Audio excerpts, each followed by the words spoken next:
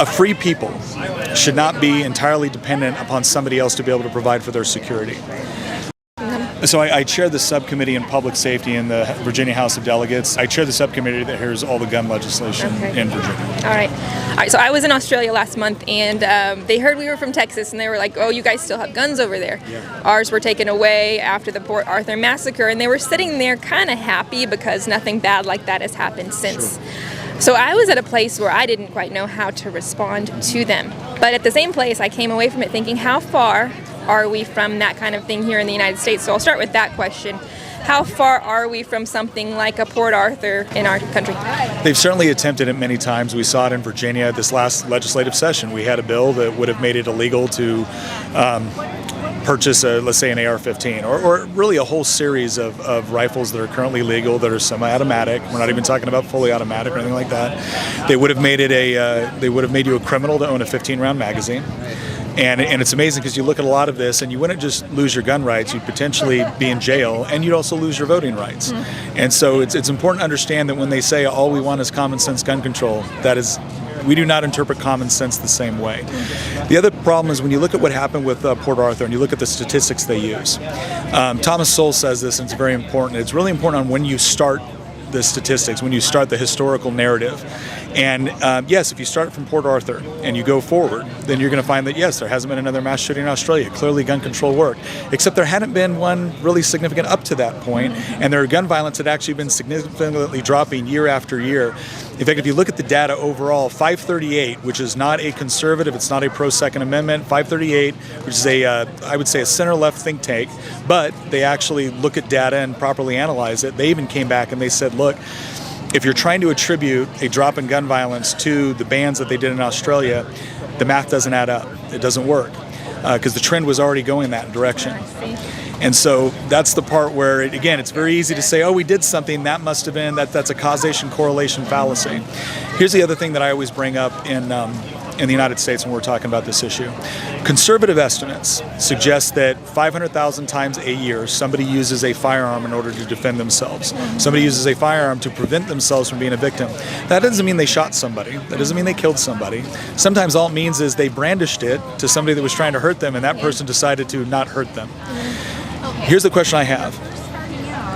If we decide to ban guns or severely restrict or make it incredibly difficult for a law-abiding citizen to get one, you can't just look at what you hope will happen, which is you hope that that'll make it harder for a bad guy to get one. But I guarantee you it will make it harder for a good guy to get one. So what happens to the 500,000 or the broader estimates, 2 million people every year that use a firearm to protect themselves? What happens to them? See, when they become a victim, they now become a victim as a direct result of your policy, which disarmed them or made it more difficult for them to get a firearm in the first place. You were just speaking in terms of the use of guns in the United States, the population using them in self-defense in actually good situations versus the population using them for nefarious purposes. Yep. What's the ratio like? So we have about 33,000 gun-related deaths per year. Now, if you take out suicides, that gets rid of 2/3 of them. So now you're down to 1/3. Out of that 1/3, the vast majority of that is inner-city crime. In fact, if you take, I think it's the 5 largest metropolitan areas in the United States, and you take those out of the statistics for the U.S., our murder rate drops significantly within the developed world. So again, it's not about just the data that they constantly throw out there to justify it. It's about looking behind the broad numbers that they give you. And again, on the other side of this is when you have between 500,000 to 2 million, depending on how you look at the stats, of people using a firearm every year to defend themselves. If you make it harder for them to do that and then become a victim, they are a victim now of not only the crime, they're a victim of your policy, which disarmed them. And I think that's a very important thing to take into consideration before we look at how we're crafting policy for this. A free people should not be entirely dependent upon somebody else to be able to provide for their security. And that's a very, very dangerous proposition. I think history gives us plenty of examples of what happens when people feel like they are completely at the mercy of their government to be able to protect themselves. All right, so we are at a place to where we're having things like Port Arthur within our country. Would you say that's a true statement or not? Look, I think whenever we look at mass shootings and whenever we look at gun violence, especially when it's targeted against very vulnerable people like school children at school, that's horrifying. Yeah. The question is how do you actually prevent that? And you know, we've had guns in this country forever. We used to have, I'm old enough to remember a time where students had shotguns in the rifle rack in their pickup trucks. And that way, when school got out, they went hunting. No mass shootings. So the causation correlation is, okay, well, the gun equals the shooting. No. We need to look at why has there been such a diminishing of the value of human life? Why have these become targets? And then how do we properly address that culturally? And if the only way you can think of to properly address it culturally is to disarm people that did nothing wrong, then what you're ultimately telling them is that, one, you're going to provide for their security. Okay, well, the government has done a real bang-up job of making sure that happens. Two, you're not assuming any responsibility as the politician if they get hurt as a result of your policy. And three, what you're saying is that your rights and your civil liberties and your ability to defend yourself are reliant completely on whether or not somebody else abuses their rights. If your rights are forfeit the moment somebody else abuses theirs, you don't have any rights. What you have is privileges that the government will give to you and take away whenever they want.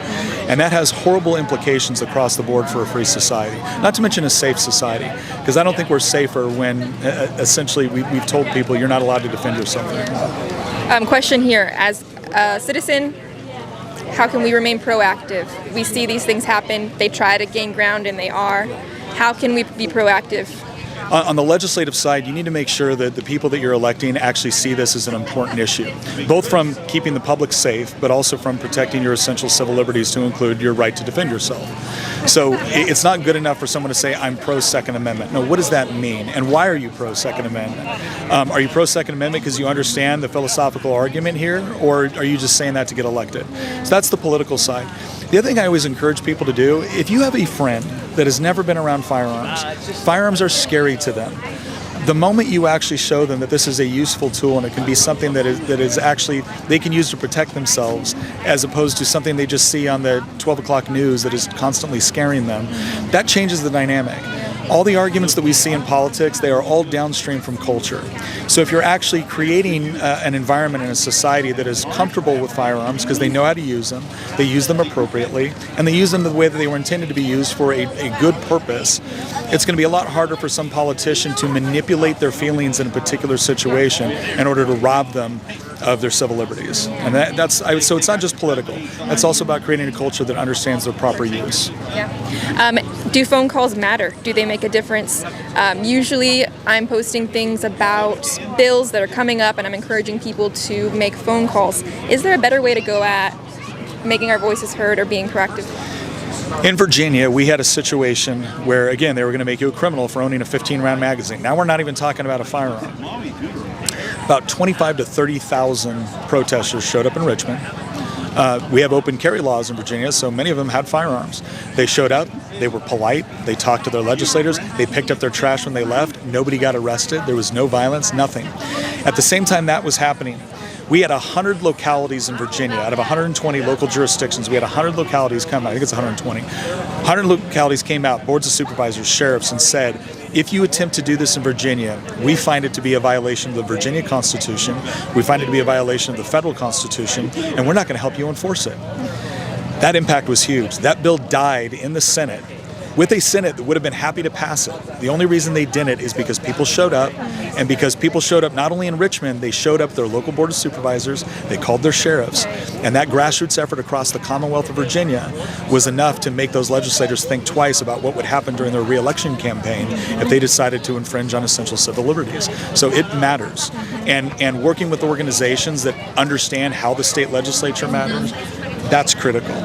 Being involved at your local level. Don't give your board of supervisors, your town council, or your sheriff a pass. The sheriff is actually one of the most unique law enforcement positions in the world.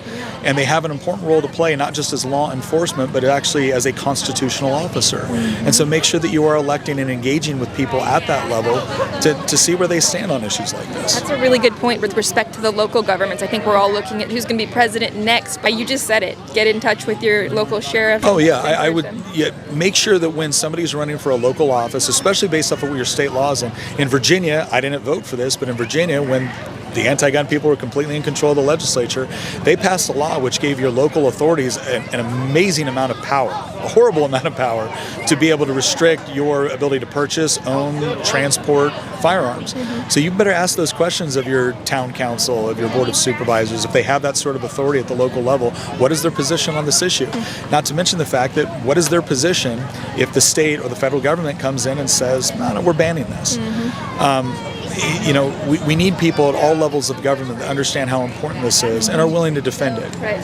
Good. All right. Thank you so much for your time so far. I so appreciate it, and it's so good to meet you.